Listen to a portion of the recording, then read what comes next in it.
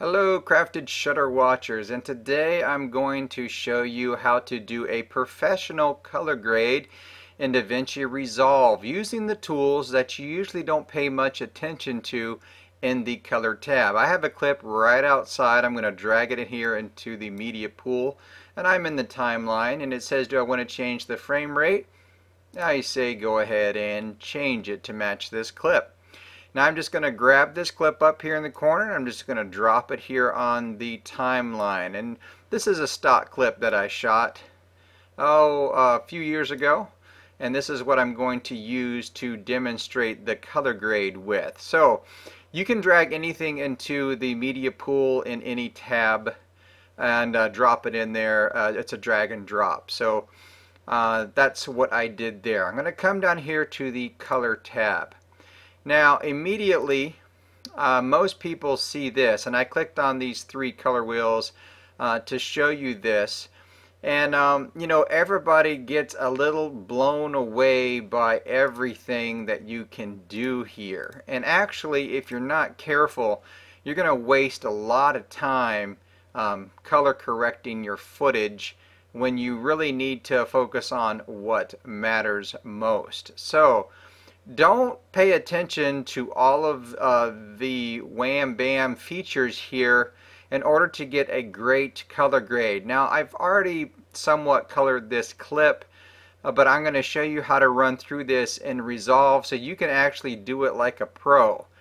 These are the tools that a lot of pros use, a lot of filmmakers use in Davinci Resolve to work quickly, because, you know, frankly, I have deadlines to meet, you have deadlines to meet, and I don't have time to, for every single clip, spend an hour color grading it. Okay, so I'm going to come down here to the second controls down here, and I'm going to show you how that you can use these pages 1 and 2 to do a quick color grade in Resolve.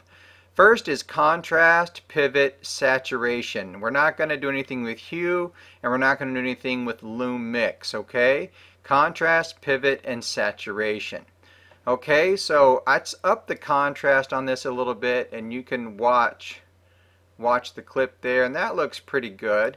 Now the pivot is the up and down from the contrast point that I set, so the light and dark from that point. So I can then move the pivot where I want, and right there's good. Okay, and saturation is what it says. This clip is already saturated, so I'm not going to really saturate it anymore.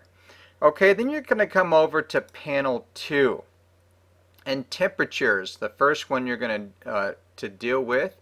And you can see you can get warm and you can get cold, and you want to find somewhere in the middle that you're happy. So I am pretty happy.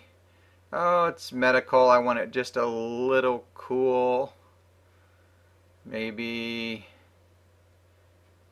that's too much. So about right there is fine for me. And that looks good. Tint is the same. You can tint all different colors. I usually don't mess with tint. You can take out your green and your magenta. You can, this is like a green controller. And then I'm going to jump over to shadows and highlights, and this is where you can boost up your shadows nicely, and the same with your highlights.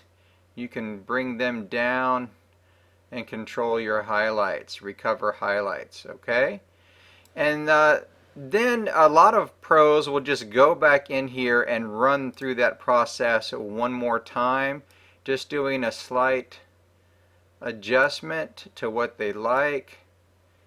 And I'm just running that through. Saturation I'm not going to mess with. Hue and lumix I'm not going to mess with. Then I'm coming back over to temperature, see if where I'm happy. I'm still happy around there. Tint I'm not going to mess with. You can play with the MD. And then shadows and highlights. I usually don't mess with these much. If you have green tinted on tint, if you have green tinted Sony footage, you can mess with it there. So this one's pretty well balanced because I've already edited this clip. Back over to shadows. I want to play with those again, see where I'm at. And that is it. And you know, that's color graded fast. Now one thing I noticed with this clip, I'm going to hit the play button. It was pretty shaky there on the lift. So just for kickers, I'm going to come over here, leave it on perspective. I'm going to run the playhead back to the beginning.